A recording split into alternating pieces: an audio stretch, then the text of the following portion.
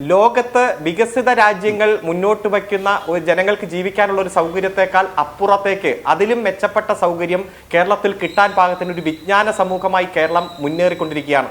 അതുപോലെ തന്നെ കാർഷിക മേഖല, വിദ്യാഭ്യാസ മേഖല, വ്യവസായ മേഖല, തൊഴിൽ മേഖല, അതുപോലെ തന്നെ നമ്മുടെ ആരോഗ്യ മേഖലയിലെല്ലാം സമാനതകളില്ലാത്ത വികസന പ്രവർത്തനം നടത്തി കേരളത്തിൻ്റെതായിട്ടുള്ള ഒരു മോഡൽ മുന്നോട്ട് വെച്ചിട്ടുണ്ട്.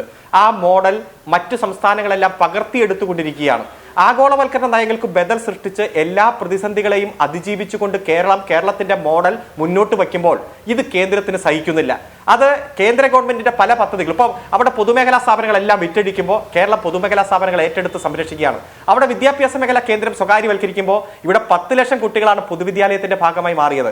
അവിടെ ആരോഗ്യ മേഖലയിൽ സ്വകാര്യ മേഖലയിൽ മാത്രം തുറന്നു കൊടുക്കുമ്പോൾ ഇവിടെ മുഴുവൻ ആളുകൾക്കും സൗജന്യ ചികിത്സ കൊടുക്കുന്ന സംവിധാനമായി മാറിക്കൊണ്ടിരിക്കുകയാണ്. അപ്പോൾ കേന്ദ്രം doing business is not a duty of the government എന്ന് പ്രഖ്യാപിച്ചുകൊണ്ട് പിന്മാറുമ്പോൾ ഇത് ഒരു ജനകീയ ഗവൺമെന്റ് എങ്ങനെയാണ് പ്രവർത്തിക്കേണ്ടതെന്ന ബദൽ കേരളം സൃഷ്ടിക്കുകയാണ്. അതുകൊണ്ട് കേരളത്തിന്റെ ബദലിനെ തകർക്കണം. അതിനു വേണ്ടിയിട്ടാണ് സാമ്പത്തികമായിട്ടുള്ള ഉപരോധം ഏർപ്പെടുത്തുന്നത്, കേരളത്തിനുള്ള വിഹിതം വെട്ടിക്കുറയ്ക്കുന്നത്, മറ്റ് സംസ്ഥാനങ്ങൾ എടുക്കുന്ന കടം പോലും കേരളത്തിന് എടുക്കാൻ കഴിയാതെ വരുന്നത്, അതുപോലെ മറ്റു പല രൂപത്തിലും കേരളത്തെ ദ്രോഹിച്ചുകൊണ്ടിരിക്കുന്നത്. ഈ ദ്രോഹിക്കുന്ന നയം കൃത്യമായി പ്രതിരോധിച്ചുകൊണ്ട് നികുതി വരുമാനം കാര്യക്ഷമമാക്കി മാറ്റി, GST കളക്ഷൻ ശക്തിപ്പെടുത്തി, ഈ ബുദ്ധിമുട്ടുകൾക്കിടയിലും ജനങ്ങൾക്ക് കൊടുത്ത വാക്കുപാലിച്ചുകൊണ്ട് ഈ കേരള ഗവൺമെന്റ് മുന്നോട്ട് പോവുകയാണ്. ഇത് ജനങ്ങൾക്ക് മുന്നിൽ വിശദീകരിക്കുകയാണ്. അതുപോലെ 900 കാര്യങ്ങൾ പ്രകടന പത്രികയുടെ ഭാഗമായി ജനങ്ങൾക്ക് മുന്നിൽ വെച്ചു. അതിൽ 729 കാര്യങ്ങൾ അണ്ടർ പ്രോസസ്സിലാണെന്ന് രണ്ടാം പിണറായി സർക്കാരിന്റെ രണ്ടാം പ്രോഗ്രസ് റിപ്പോർട്ടിൽ ഞങ്ങൾ വ്യക്തമാക്കി. അത് പൂർത്തീകരിക്കുന്നതോടുകൂടി ഒരു 40 കൊല്ലത്തിന് അപ്പുറത്തേക്കുള്ള ഒരു കേരളത്തെ സൃഷ്ടിക്കാൻ നമുക്ക് കഴിയും. അതിനുവേണ്ടി കൂടുതൽ നിർദ്ദേശങ്ങൾ ജനങ്ങളിൽ നിന്ന് സ്വീകരിക്കുകയാണ്.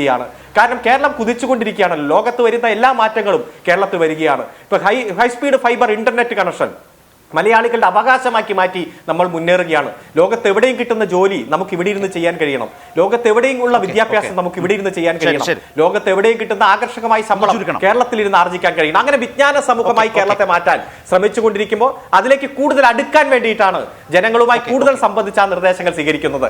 അങ്ങനെ നമ്മൾ നവകേരളം സൃഷ്ടിക്കുക തന്നെ ചെയ്യും, UDF എത്ര എതിർത്താലും.